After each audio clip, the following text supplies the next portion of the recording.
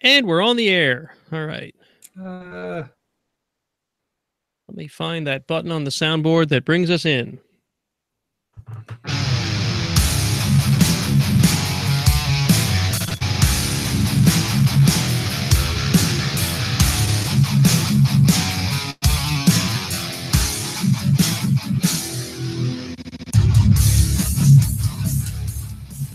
Welcome to the Iron Sysadmin podcast, your source for IT news, commentary, and a healthy dose of paranoia. One of these days, I'm going to re-record that intro. I have such a better idea for it. I've had that better idea for months, and I just haven't sat down to do it. All right, folks, welcome to tonight's episode. We're a bit short on hosts. It's just me and Charles. Say hi, Charles. hey. You're supposed to say hi, Charles. It's the old joke, right? Or am I dating myself now? Anyway. Also recording on a Tuesday, which is going to throw everybody off. No one's going to know where to find the show. No one's going to be like expecting it to come in. And all of a sudden, bam, a present in your podcasting app. Here, let me look through my excuse calendar. Bad weather. That's why we're doing this on Tuesday. Bad weather. No, it's because I have another commitment that we'll talk about later on Wednesday. Assuming that the bad weather doesn't prevent me from getting to that commitment. So, I guess we'll head right on into the news. Maybe you've heard about this, Charles. I don't know. In Canada, there is a cryptocurrencies exchange called, maybe I shouldn't try to pronounce this, Quadringa CX? Yeah. And I hadn't heard of it until it made the news, which is usually a pretty bad sign for a cryptocurrency exchange, because that's not a part of the technological landscape I'm involved with. Yeah, so I mean, cryptocurrency has been getting hit pretty hard lately after Bitcoin's rise and then subsequent fall. And I guess there's like a billion other cryptocurrencies at this point. But Quadriga, I think that's how you pronounce it. Quadriga CX was I should say, a cryptocurrencies exchange. And anyone who's at all familiar with how cryptocurrencies work, there's a thing called a wallet or a vault that contains all of your, coins, all of your Bitcoins or whatever they are. And that thing has a password. And exchanges are no different from that. There's like a vault of some sort, just like a bank would have, that's so that, not just anybody can get in there and mess around with the currencies that are involved. Well, the problem is that password, just like any other, can be lost or perhaps memorized or owned in some way by the person who runs the company or the exchange in this case. And if that person dies, which unfortunately is what has reportedly happened to Quadriga CX, well, you lose the password. And without the password, you can't get into the exchange to actually make any transactions. So this whole matter has really exposed how poorly managed these secrets were for Quadriga CX. And it really illustrates, the importance of risk management when it comes to the keys to the kingdom. At the risk of editorializing a little bit here, there's a reason that the traditional financial industry is so heavily regulated, because this sort of thing absolutely used to happen in the 19th century. You had people starting their own banks, circulating their own currencies. And yes, and it was the same arguments. It's freedom. And yes, it was. But then people lost their shirts, and for a variety of reasons, some nefarious, some not. I mean, there is all kinds of speculation on the internet about the exact circumstances of this particular situation, but people die. Yes, unfortunately. And I guess it'd be the same deal for a bank vault. If it were either physical keyed or a combination lock, and the guy who remembers the combination dies, yeah, that's a problem. And the difference being, at least with a bank vault, if nothing else, you can get a blowtorch or some such and eventually force your way back in. Yep. With physical access to a bank vault, no matter how secure they are, with physical access and permission, which means you have all the time in the world to get into it, you'll eventually get in. Crypto is a different case. I mean, it could take centuries to crack. You know, you've seen RoboCop, right? I mean, you could accidentally burn the money. I mean, that is a possibility. You could accidentally burn the money. So yeah, I had heard, I don't remember where at this point, another podcast I listened to had reported on this same article week or so ago, which I originally didn't even think of including it in tonight's show because I considered it to be older news, but whatever, it's still worth talking about.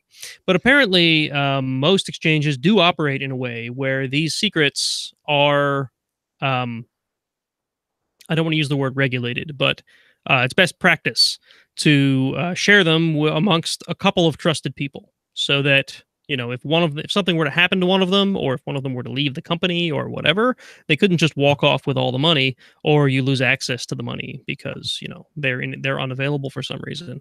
And really, this applies to more than just money and cryptocurrencies. It could be, you know, the password to your certificate store or whatever, something that's a little less valuable but still very important to the place you work for. There's backups. Or backups. Just anything. It's like for any... Or your AWS root account, or who knows, you know? For any digital thing that you depend on, you have to ask yourself, can I access this some other way? If there's a LastPass outage, do I have a way to sign into my stuff? Yeah. If I die, does my significant other have a way to sign into my accounts? Yeah, that's a perfect example. I don't know about you, but I have a letter in a safe deposit box. You know, it's the sort of thing that I probably should have. I think the key there is to keep that updated, though. Knowing you and your attention... The letter in the safe deposit box contains the master password to LastPass. So yeah, but that's the sort of thing you may change from time to time, which means you need to make sure that letter gets updated. Otherwise, it's useless. Then I have to write a new letter. Yeah, right. So, good plan. If I know you, you've got the attention to detail that you wouldn't forget that sort of a thing, but I would. Only takes once. I totally thought of this thing that would save you in the event of a disaster, and then I forgot to keep it up to date. I'm sorry. So moving on to the next article, I think that this is a great article. It's from the Washington Post, which I know some people hate or love. But anyway. Good sports section. Good sports section, okay. So you may recall in our lifetimes, there has been this movement of anti-vaccination parents where they've decided, whether it's based on fact or not, that vaccinations are causing other problems within your children. I'm not going to get into a debate onto which side or the other of that I fall on. I'll say that my children are vaccinated because medical science has cured certain diseases, and I think that's a good thing. Anyway, the Washington Post reports that who fall into that generation of parents, right? They're not parents. Their parents were in that generation of anti-vaxxers, as we call them, who are children and have come to realize how much danger that puts them in to completely preventable diseases. And they're doing their own research.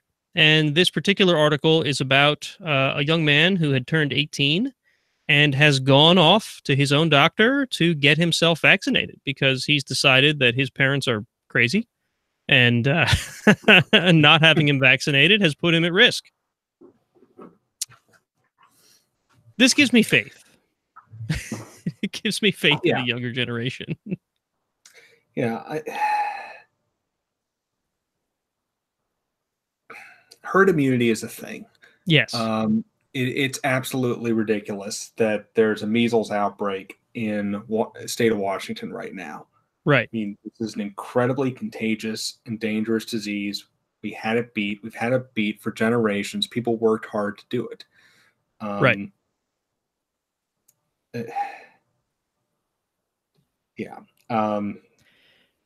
It's good to see kids taking this in hand, but they shouldn't have to. I mean, this is you're right. Now, responsibility. I can almost see the other side of the argument. Okay, so as a parent with two kids, we've had to put our kids through a lot of shots and, Mm-hmm. series of shots for various immunizations.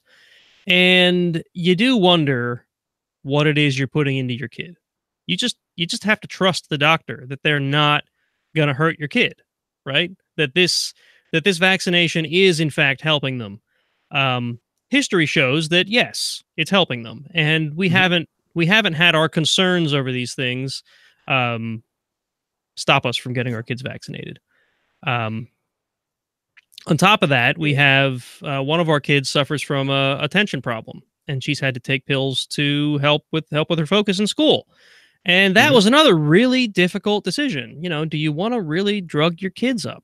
It's really what it comes down to. Right, So because at that point, it's not just a physical alteration, but it's the actual mental yeah, state biochemistry that's being altered. And yeah, that's frightening. and it's a really tough choice. It's a really tough choice, and not to mention expensive. I mean, you basically have, in the case of vaccinations, you have government mandated expense, is what this comes down to, right, for Mm-hmm. parents. And you do lose a certain amount of choice. Yes, you have a choice, but it feels like you don't because your doctors really, really push for it. Understandably, because they don't want to see the measles come back, right? So it is a really complex argument. However, like I said, I do fall on the side of people should be vaccinated against preventable diseases. Um, this idea that vaccinations or something that's in the suspension in a vaccination or something that's in the fluid of a vaccination is somehow causing other crazier diseases. I mean, I'm sorry, there's no evidence for it. There's an Exactly. awful lot of faked evidence for it, which ought to tell Right. you something. Right. Now, there are cases where there are people that are allergic to some of the things that are in vaccinations or flu Mhm. shots or whatever. And because of that, they can't get these shots. But they depend on the rest of us, which is herd immunity, like like you had mentioned. If nobody Exactly. around you can get measles, you're probably not going to get measles either, even if you haven't been vaccinated. Yeah, and I think the rate is something like, so if 90% of the population has the vaccine, you get to that level where you have that Right. level of protection. So yeah, I think it's great that some kids have come around.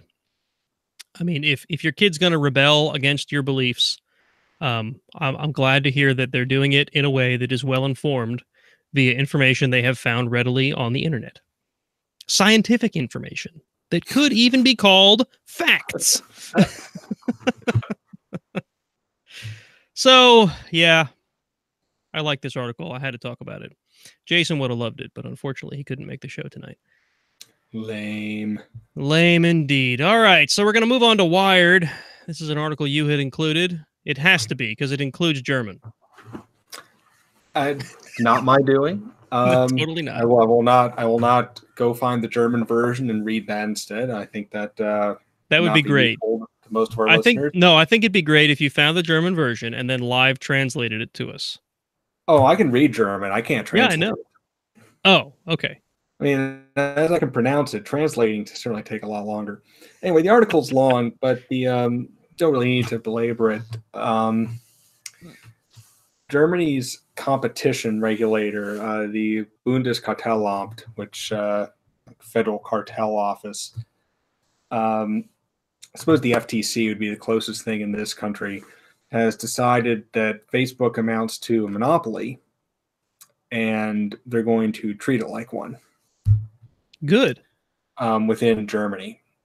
So suppose the upshot is that Facebook in Germany won't be allowed to force users to agree to the collection and assigning of non-Facebook data to their Facebook user accounts. And that's basically Facebook's business model. So the collection of data outside of Facebook is what Yeah. they're calling no, you can't do that anymore. Yeah. That's good. I mean, that's You have to agree to it to use Facebook. Yeah. And Germany's position is Facebook is a monopoly. This is coercion. People don't really have a choice. Indeed. So I mean, sure, you could use some other social network, but then none of your friends will be there. So it is a And Facebook argued that, and Facebook pointed to like YouTube and Google, Twitter, and Germany's like, no, they're not even close to the same thing. get out of here with that. Right. I mean, from my perspective, I can see it as an argument, but there is no other thing that is quite like Facebook. You know, Twitter, it's got the same basic concept, but yeah, it doesn't have the advertising mechanisms built in. It doesn't have the business mechanisms built in. It's not like the whole community like Facebook is. Facebook is really an online community, sort of like the olden days of. It's like an enormous bulletin board system. If you can think of back to the bulletin board days. A little before my time. Really? Man, you're younger than I thought. Or I'm older than I thought. Anyway, a BBS, the old dial-up style BBSs were like walled gardens. You know, you would dial into a system. There were people there that, you know, you knew or didn't know, but they weren't. It wasn't a vast network of people. It was, you know, a small subset of people. And there were other bulletin boards that were, you know, other communities of people. Well, Facebook is that on steroids, and there's no other board. It's all one big board, essentially, is what it comes down to. One enormous place. Do you call that a monopoly? I mean, I don't know. There's other social networks out there, certainly, or you can opt to not use one at all. But we're getting closer and closer to the point where if you don't have a Facebook account, you're missing out on things. Yeah, and it's acting like a monopoly in a lot of ways. It's interesting because traditionally, monopoly regulation, antitrust regulation hasn't really considered user data and privacy in assessing monopolistic practices. This may be the first time that's happened. Yeah.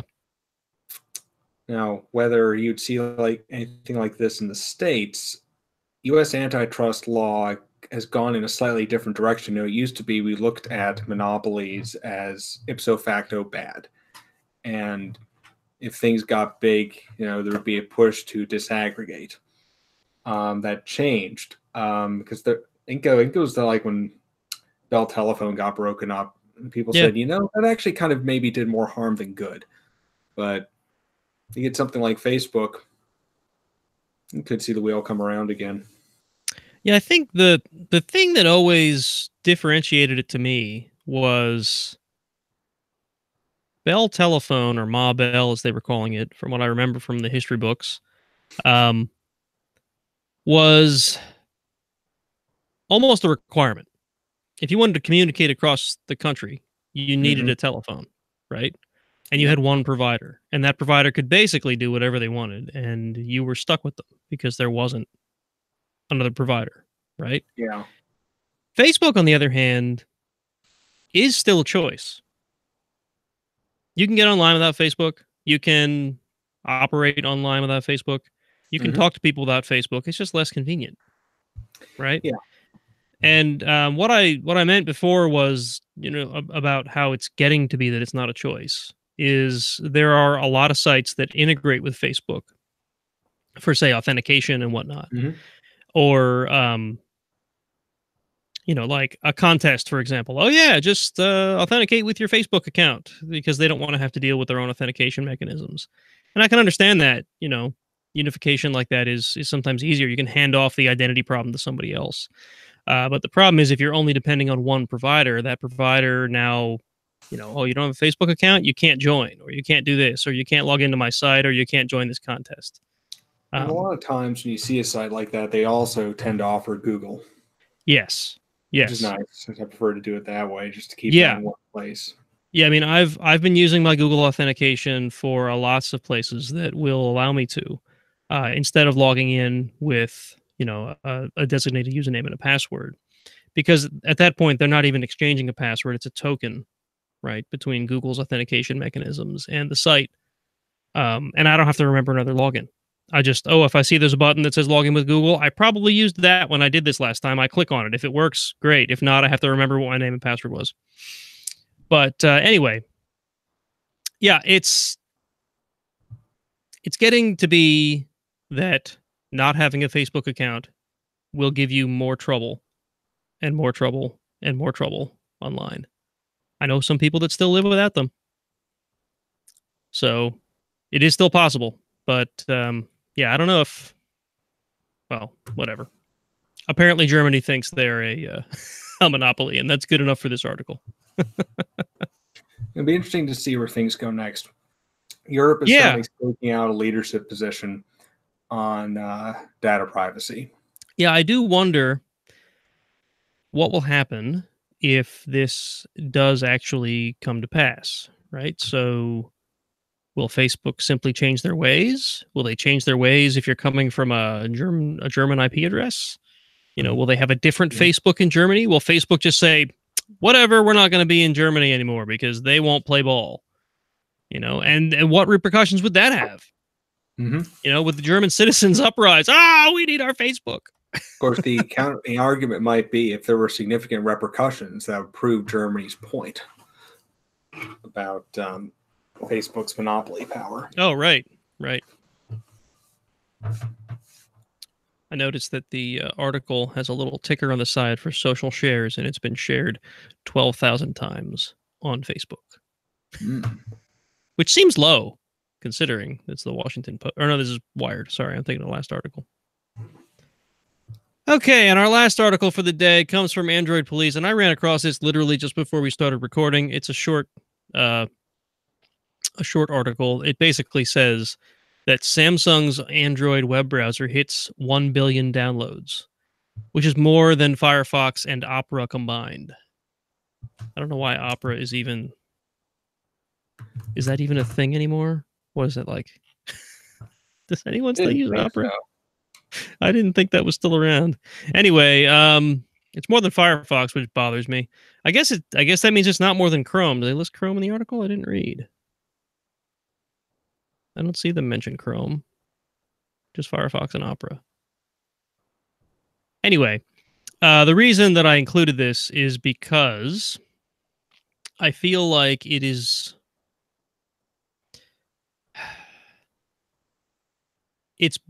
It comes from the fact that Samsung prepackages this browser, and there's lots of users who don't think about it, and they just use it.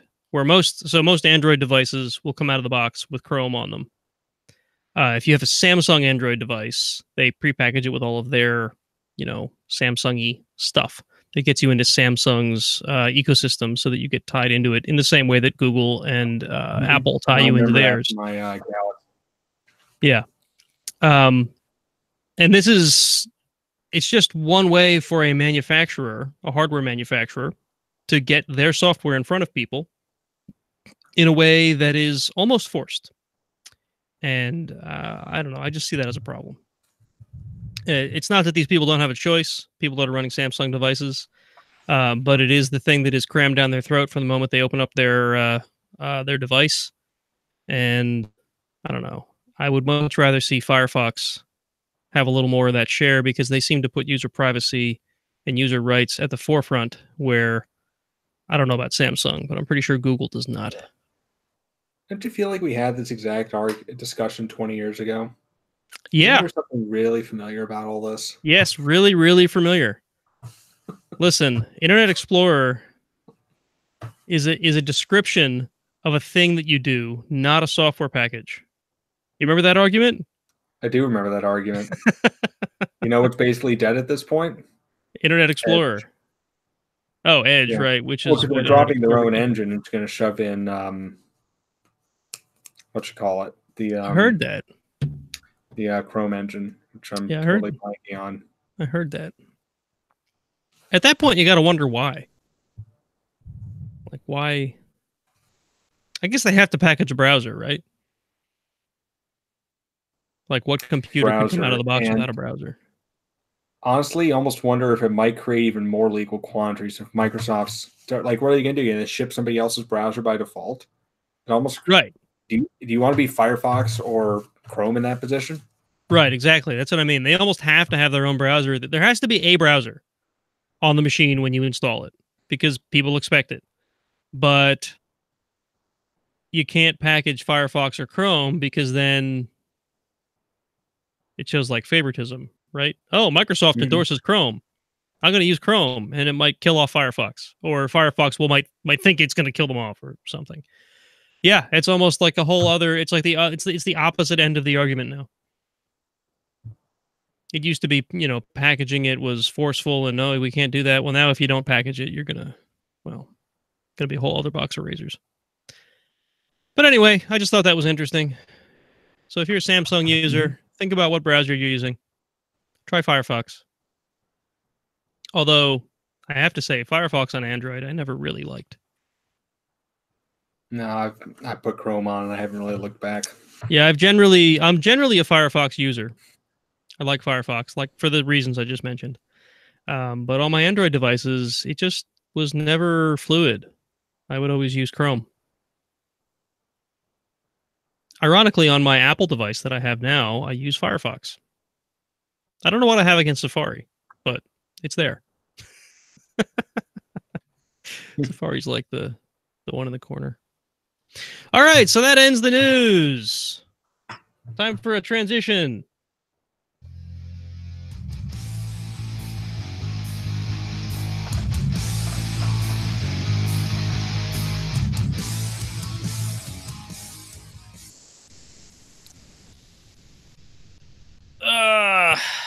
All right.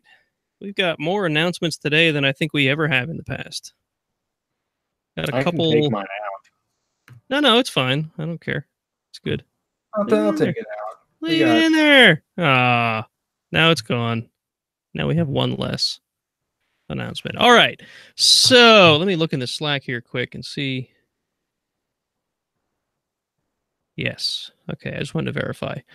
In our Slack workspace, which if you're not a member of, you should join in. We've got a number of listeners who hang out there and chat from time to time. And you can give us feedback on the show from there and whatnot. John the Nice Guy, who is, if I remember correctly, also one of the hosts of the Admin podcast. He asked us if we would announce the Global Diversity CFP Day. Actually, let me just open up the page here. So the way I understand it, this is a... Let's see. Are you a member of an underrepresented or marginalized group? Have you always wanted to become a tech conference speaker? Let 2019 be the year that you make that dream a reality.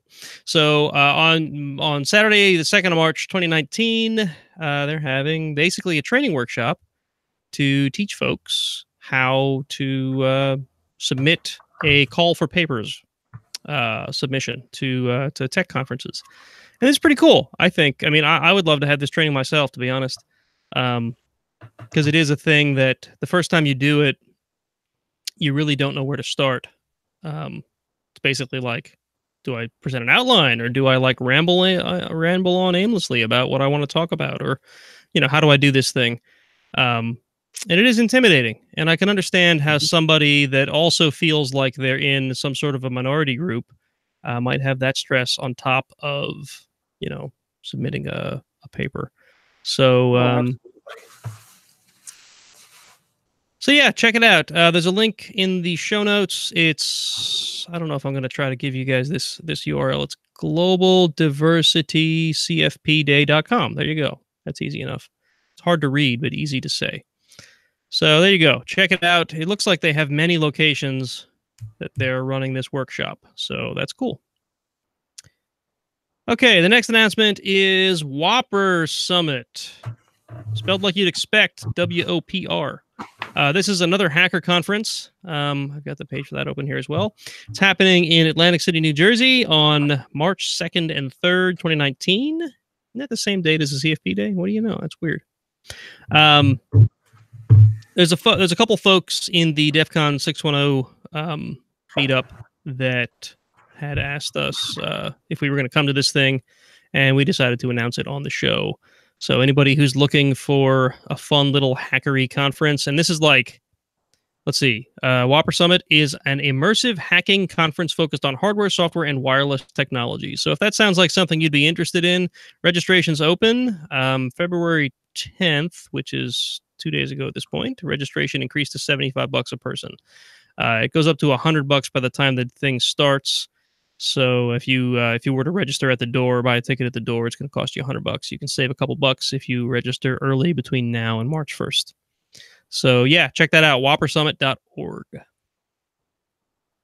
Okay, what's next? Oh, this one is last time we had a show, I mentioned that a coworker of mine was starting an AWS meetup. I have a link in the show notes to the event on meetup.com. That's happening tomorrow night, which is the other engagement that I have. Why we couldn't do the show tomorrow. It'll be held, I think he's holding it at Two Rivers Brewing here in Easton, the same as the, let me make sure of that. The same as the DEF CON 610 meetup. Where's the location? Anyway, you can click the link. Yep, there it is. Right. Two Rivers Brewing. I was pretty sure that's where it was. I just wanted to be certain. Yeah, so it's at Two Rivers Brewing, which is the same place as the DEF CON meetup that we've talked to you guys about in the past. It's a great venue, and this is the first meetup, so that's why I want to get there, make sure that I can help get this thing off the ground for him, even if I'm just there to drink a beer and help support his favor at Two Rivers. And the only other announcement I've got is that I have finally switched the show over to being hosted on Libsyn, which should save us a couple bucks a month and hopefully make the publishing and statistics a little easier for us to manage here on the show. It doesn't affect you guys much. However, if you seem to be having problems downloading episodes, please let me know, because there was a migration that had to happen to move all of our episodes from the previous hosting, which was a combination of an AWS S3 bucket and my own hosting on DigitalOcean. So the website is still hosted by me on WordPress like it always has, but the actual episodes are now hosted on Libsyn. So the RSS feed and whatnot come from there. And I think that's all the announcements. Speaking of WordPress, I will plug after all that the Lancaster WordCamp is coming up in April.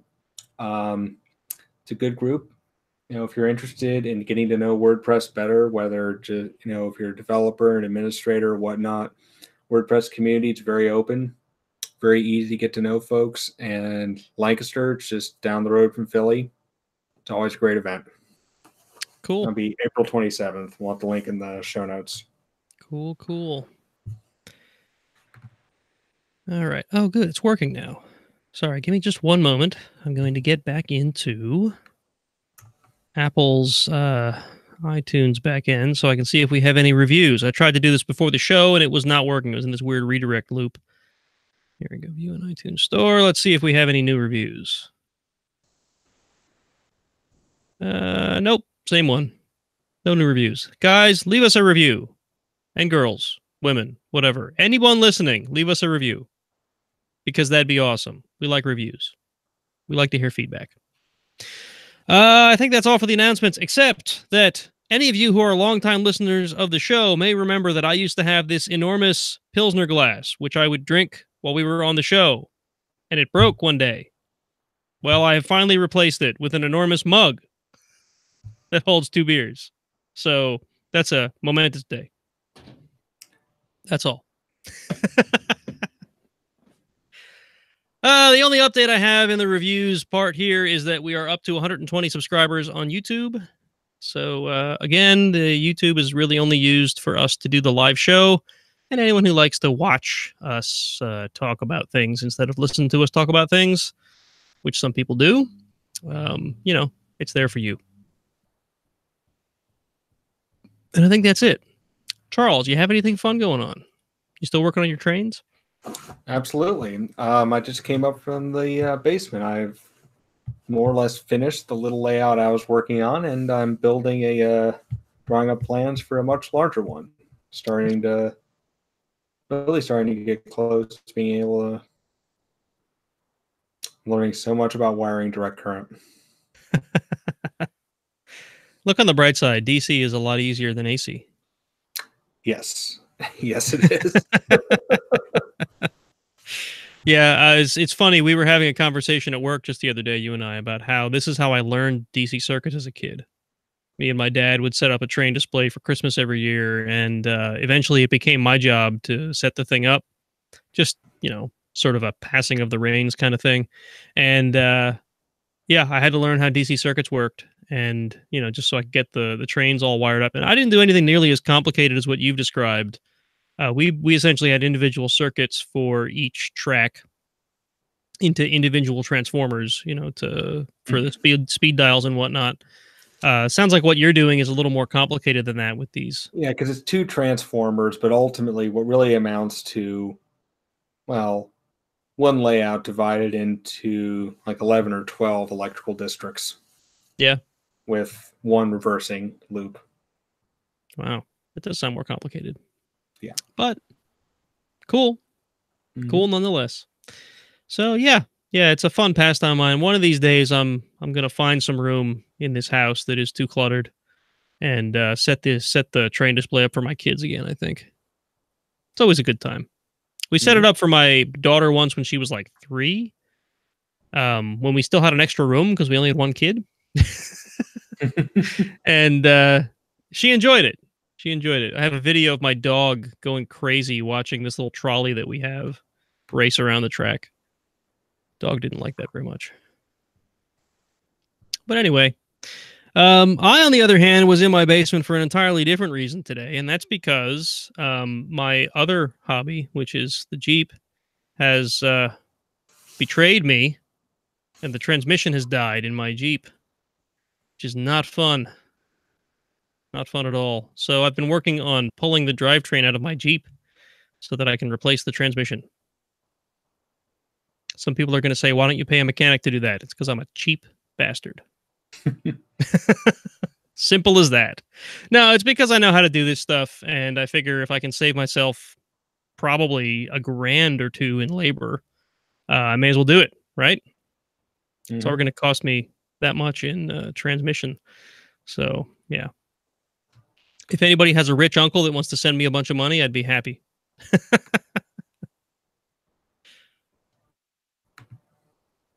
And I think that's it for the chat. Anything else cool? No? Eh.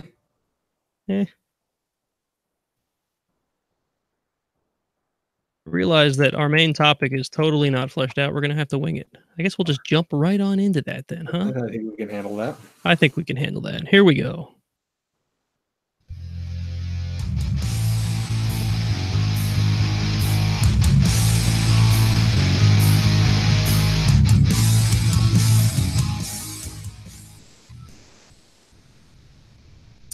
So as I was grasping for ideas for a topic for tonight's show, it occurred to me that I don't think we've ever talked about this particular topic, even though it's really relevant to IT jobs in general. And it's relevant to me at the moment because of the aforementioned Jeep problems. I don't have a vehicle to drive reliably. Me and my wife are sharing a car, and working 40 miles away from home means that when I drive her car to work, she has no vehicle. So graciously, our employer has allowed me to use more work from home time to compensate for the lack of a vehicle, which is pretty cool. And I figured that's actually a decent topic for tonight, right? So work from home sounds awesome, right? You think about it, I get to work in my pajamas, right? So I just thought maybe we'd chat a little bit about, like, I've been doing work from home on select days per week for about probably 1.5 years now. I know there's a lot of IT jobs that are 100% work from home. You may never see an office. Your actual employer may be continents away from you. And then there's other jobs that are absolutely, you cannot work from home. You must be in the office. So I thought we'd just chat a bit. Charles, I know you do some work from home, even though you're relatively close to the office. I just thought we'd get some perspective, get some tips on maybe how to be productive while working remote when you have a lot of distractions in your home, or just basically how you get yourself into the work mode when you really could be sitting in your underwear doing your job. Yeah. Well, so I've been working from home 1 day a week for as a regular thing for, this has probably been 5 or 6 months at this point. And I started by actually working from home. I set up a space and went about it that way. But there were a couple of things, there were a couple of challenges. And lots of distractions, of course, like one being the cat, who just would always there was no way for me to wall myself off from the cat, and she was just getting up in my business all the time. And I love my cat, but it was actually kind of becoming a problem. And I actually started using my work from home day to actually leave home and go to coffee shops. So you're just working from On my work coffee from home shops. day, I will float between a couple of coffee shops in where I live. Sometimes I actually won't be that far from the office, but I won't be in the office, and the Yeah, I know context is completely different. there's a coffee shop within like spitting distance of our office. I can just imagine you sitting there working away, looking at our building. There's a couple of places I like to go.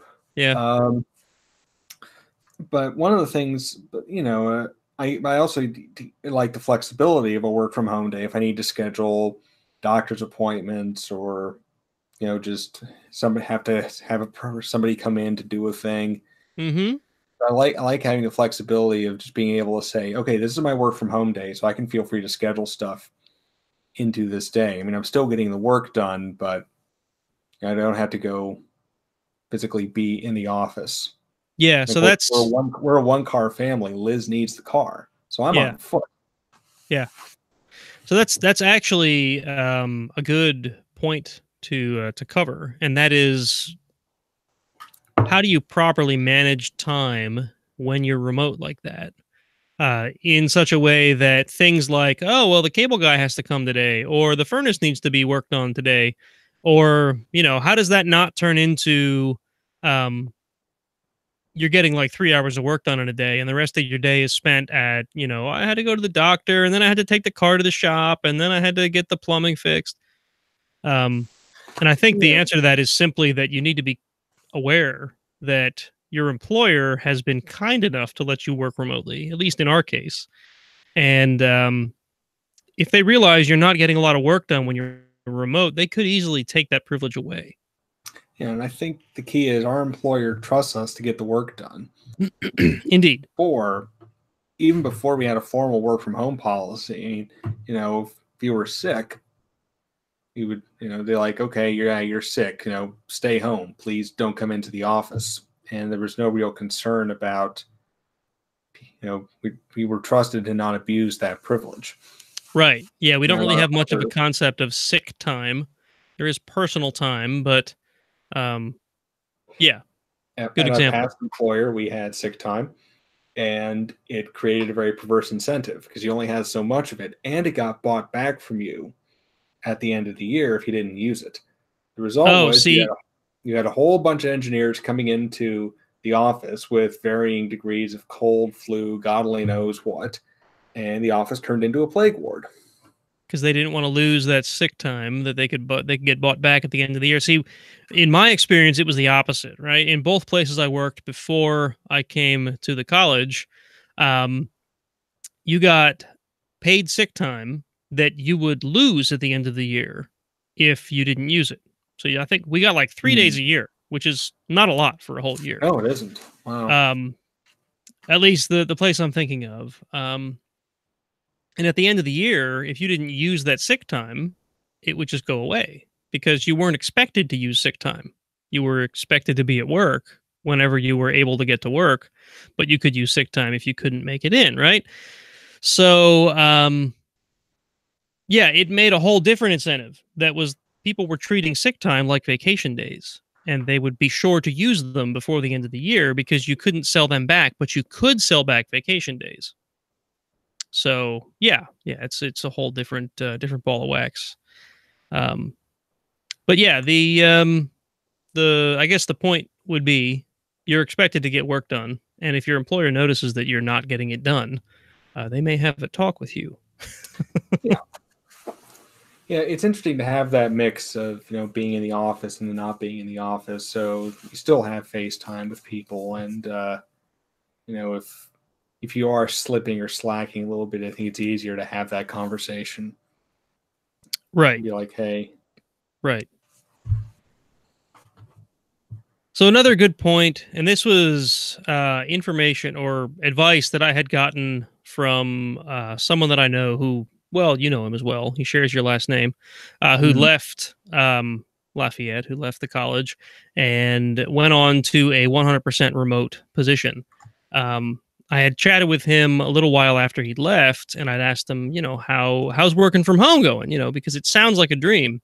And he shared all these nightmares about how, he had to like basically train his family to not bother him while he was working because he's working, right? And he also had a couple of tricks. I think it was him that told me this. Had a couple of tricks to sort of get himself into work mode, right? And he said it was important that every morning he still had a routine, just as though he were going into the office. And that's like get up, get a shower, get dressed into something appropriate that you would wear to the office. Maybe it's a little more lax than if you were actually going to the office, but don't be in your PJs, and put on your shoes and go to your office, your home office, in the same way that you might go to an actual office. And I've used that myself, and it does help. I feel like it helps. I don't know if you have the It same. I mean, does. you're obviously not I staying do in the home at this point.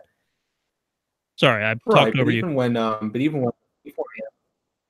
even when I am staying at home, or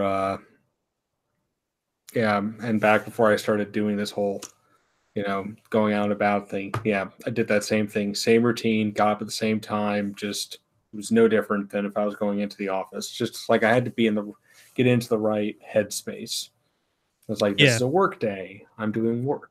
Yeah. So with the commute that I don't have to do on work from home days, I can wake up a little later, but I still get up, get a shower, eat breakfast. I'm not like bringing breakfast to my desk and eating it here because on a normal day, I eat downstairs in the dining room with right next to the kitchen, with have my oatmeal or whatever the heck it is that I'm eating. And then, once that's done, put away the dishes, head up to the office. Same way, I just substitute getting into the car and driving with walking up to the office. Um, and I think that's important. I think it's worked out well. There have been a handful of days where that's not the way it's gone because I just didn't want to get out of bed or whatever. And it's nice to be able to do that. Um, Thankfully, my work from home days are Fridays. So it starts to feel like an extension of the weekend, but that in some ways makes it even harder to keep your head in the right space. You can't slack off because it's Friday any more than you might slack off if you were in the office on a Friday. In a lot of ways, you might say that the boss is watching even closer. And I don't know if that's the case, but in some cases, it could be that remote workers are watched even more closely than office workers because people can't physically see you. So the amount of work they're getting done might be more closely monitored. So that's worth thinking about if you're switching from an office job to a remote job. Yeah, I have. I know people who are in higher ed who different, work for different schools, where the flexibility on the part of the employer to allow remote work actually became an issue, kind of a deal breaker for continuing to work for certain institutions. Because it's higher ed. People are in weird situations. Like maybe you're married to somebody who's teaching in one institution, you're working somewhere else, and so you say, "Hey, I've got a couple-hour commute. How's about you let me work from home one day or two out of the week, just so that I'm spending hours and hours in a car." Yeah, that's really how it worked out for me. When they offered remote, even one day a week as we're doing it, it's a considerable savings for me, not just in fuel, but in time. That's 2 hours a day I'm not in the car. Mm-hmm. So I can either sleep a little later or I can spend a little more time with the family after the day's over, and in a lot of ways, I'm even more productive because of it. Yeah. Now, it used to be when I commuted, Jason and I would commute, as you know, but the listeners might not. Um, we used to still get stuff done while we were commuting Yeah. because we worked so closely with each other that if we were working on some sort of a weird problem, we would be talking it through the whole drive to and from work because it's just the way we were. Now that I'm doing it alone, um, yeah, I get to mull things over in my head, and sometimes I get ideas and whatnot that help. But I can't work and drive, if you know, obviously. Yeah.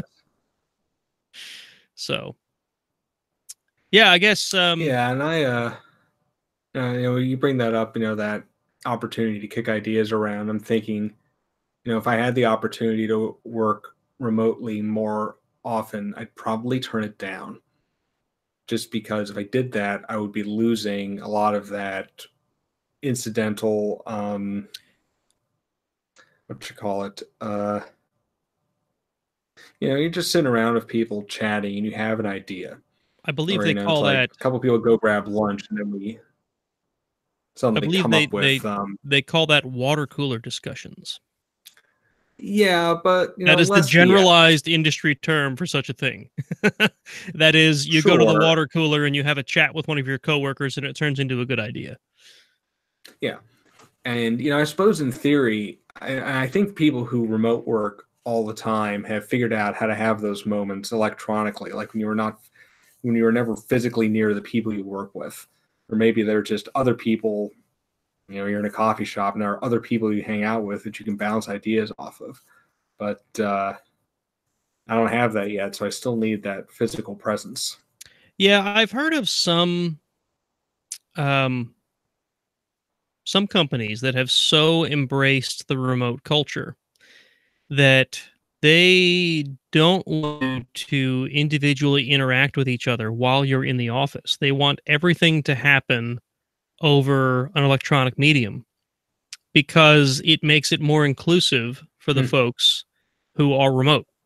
Because yes, you have a disconnect. If I were 100% remote and I never saw the office and I never interacted with you guys at the office, I think that would actually be a detriment.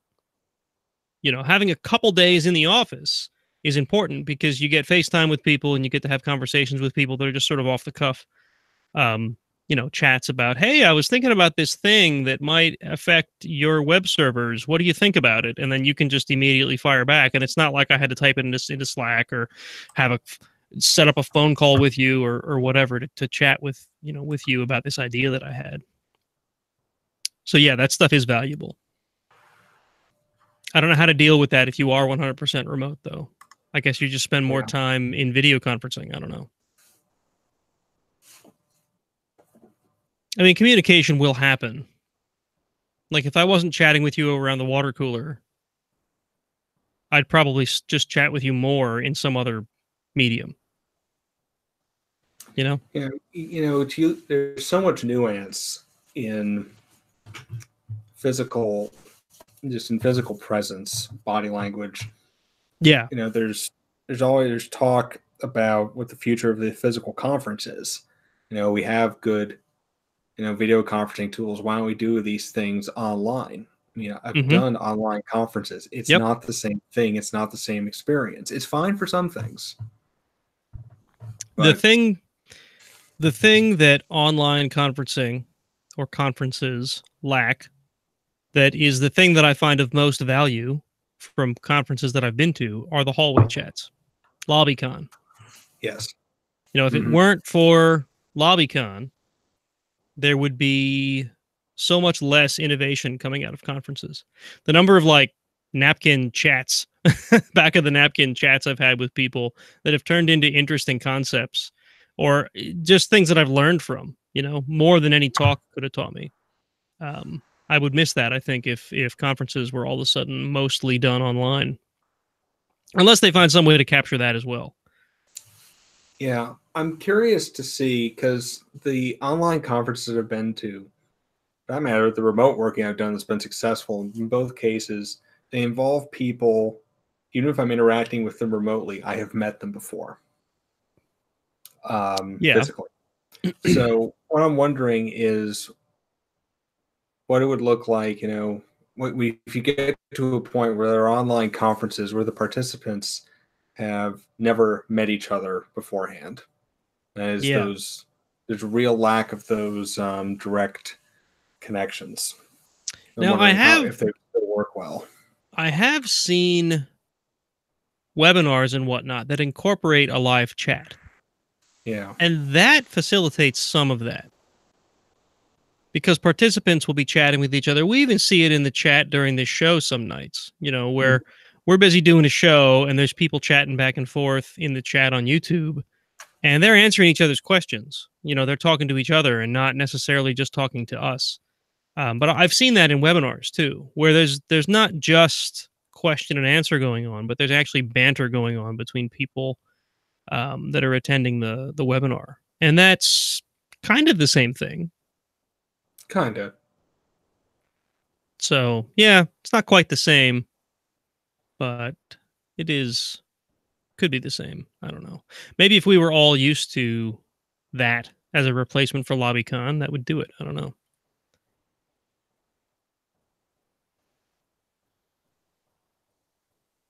All right. So I guess the only other thing I thought we might chat about is interruptions. Like you with your cat and me with just the fact that I have a family of 3 other people here.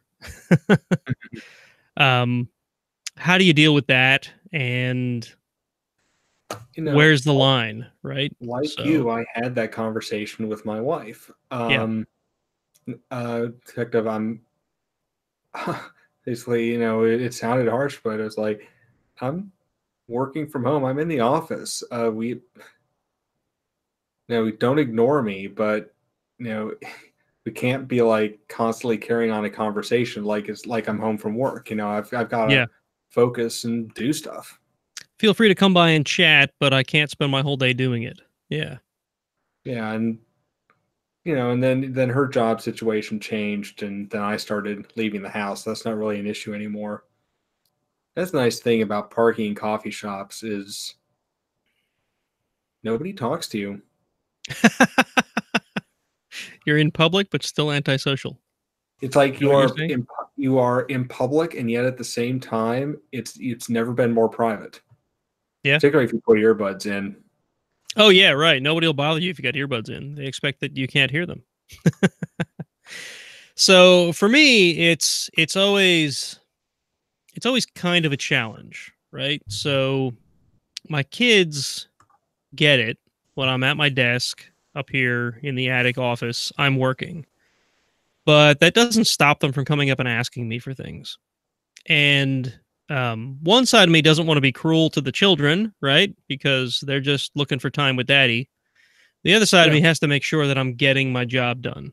Otherwise, the negative effects that we outlined earlier will come down on me, and that is a tough thing. To an adult like my wife, it's really easy to say, I'm happy to talk with you, but right now I'm working, and she understands that because she's an adult and she doesn't just feel rejected like a child might. So it is a tough thing, and I think part of it is that my wife understands I'm working, so she conveys that to the children before they even try to come up here and ask me for something. I mean, there are days where it's, wife has to go run an errand or something and she's gone for an hour or two and I'm left to make sure the kids don't burn the house down. But even that, with my kids getting older, it's not as big of a deal. They'll sit down and play a video game or, watch a video on YouTube Kids or something. But even that, like, your spouse has to understand that you're not a built-in babysitter because you're working remote, because you can't give the kids your full attention. If your kids are older, that's a little different, or if your kids are at school most of the day, that's different. So, because that is a thing that I do. On work from home days, I'll take the kids to the bus stop because it's the thing I can't do when I'm working at the office because I have to leave half an hour before they go to the bus. So they enjoy me taking them to the bus stop. But that means that by the time I'm back to the house, it's literally 8 a.m., which is when my shift is supposed to start. And to pick them up at the bus stop means I have to take time away from my desk to go to the bus stop, and I'm away from my desk for half an hour or 45 minutes by the time the bus gets there and the kids get home. So these are all trade-offs, things that have to be considered. Generally, I feel more productive when I'm remote, and I make up for that by taking maybe a slightly longer break to get the kids from the bus stop because, I've been working pretty furiously all day otherwise. So, yeah. Yeah. Yeah, I definitely do feel more productive, but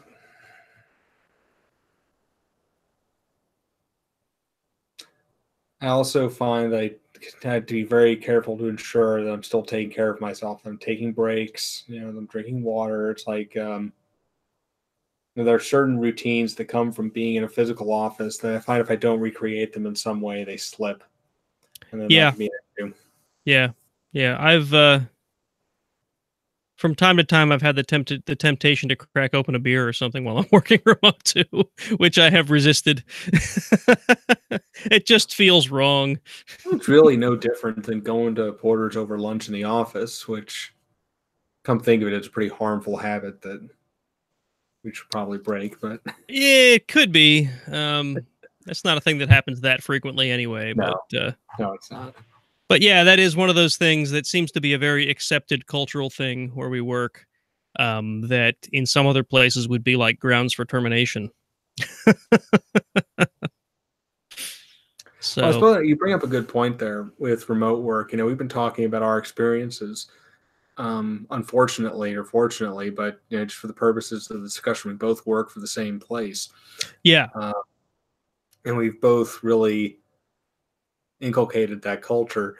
So, if you're going to be doing remote working, and hopefully your employer, you have a sense of what your employer expects, but it's at least when we both started remote working, we had a talk with our respective managers where kind of outlined what the yeah, expectations were and that it was going to be reviewed from time to yep, time. You yep. hopefully have that kind of discussion with your employer, because it's really great to work remote, but it's a privilege It is a privilege, in and a you lot still of have to get your cases. work done, which is really what it comes down to. Um, I'm lucky in that I was able to simply, I've over the past year and a half, I've been productive enough working remotely that when I went to my boss and said, "Look, the Jeep's broken. I'm going to have to just play it by ear and work remote when my wife needs the car." There was no hesitation. It was, yeah, sure, whatever you Mhm. need. Don't let it interfere with your work, and we're good. Because I've stuck to it and I haven't abused it. So So, that's a thing to remember. related example. As you know, and I think as our listeners know, I've got a thing about trains, and I travel by train to conferences. And sometimes that takes some time. Um, it might be a multi-day trip. The last time I did that, I asked and was granted permission to treat those as remote work days because I'm going to be working from the train. Right. I'm like, sure, yeah, you're productive on the train. You're more productive on the train than when you are in the office because you're just that happy to be there. Yeah. Yeah.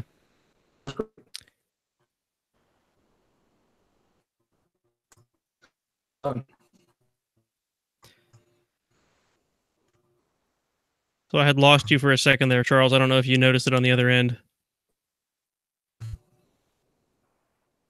hmm? Sorry, you're breaking up. Let's give this a moment That's and all make right. sure and see if whatever is going on passes. I am slightly further from my wireless router right now than I normally am. Yeah, I don't know if it's you or me. I haven't noticed any issues, but my cable company did call me to say, "Hey, we've noticed some problems with your cable modem. Let's come out and fix it," which surprised the hell out of me because for a cable company to be proactive like that was weird. You've been breaking up for me off and on most of the night. Yeah, so that's the problem with just two of us on. We don't have a quorum to decide whose problem it is. Yeah, I got about a third of the words there. I'm going to go ahead and blame you. It's all my fault. All right, so I think we have talked well enough about work from home. By the way, that whole thing about breaking up the internet connection, I'll probably cut out of the show. But you YouTube folks, you get to see it live. So anyway, I think we're going to call that close. You have any other final thoughts on work from home, Charles? If you can get them through. I assume you're asking for my final thoughts on your internet connection breaking up. You should definitely use your remote work from home day. Cable to come out mode. If I could understand that I properly, got Charles back said that I there. should use my work from home day to have the cable company come out and fix my internet connection, right? Yeah. Okay. I think we're going to call it a night. Everyone, thanks for tuning in. If you tuned in on YouTube, I see Charles laughing at me, even though I can't hear him.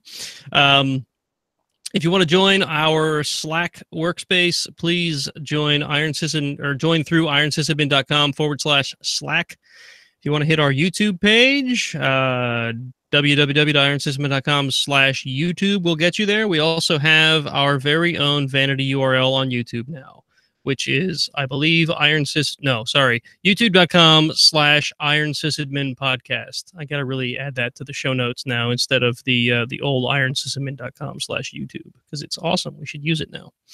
Facebook and Twitter, you can find us as Iron Sysadmin, and you can find me on Twitter as Gangriff. Charles, did you hear any of that? Can you share your Twitter handle? Yes, you may find me at MACKENSEN on Twitter and many other places. We got all the letters when you said that. It must be better. The internet is fixed. And one closing thought: if you'd like to help improve the show, please hit up our Patreon, patreon.com/ironsysadmin, and you can help support us monetarily as well as simply through your awesome feedback and whatnot that we get from time to time, which we'd love to get more of. Let us know what we're doing well. Let us know what we're not doing well, and we'd be happy to hear it. All right, so I think that's a show for tonight. Thank you guys for watching and listening, and we will catch you in 2 weeks when we should have some more DerbyCon veterans for another interview. So tune in to find out who and what we chat about. All right, have a good 2 weeks.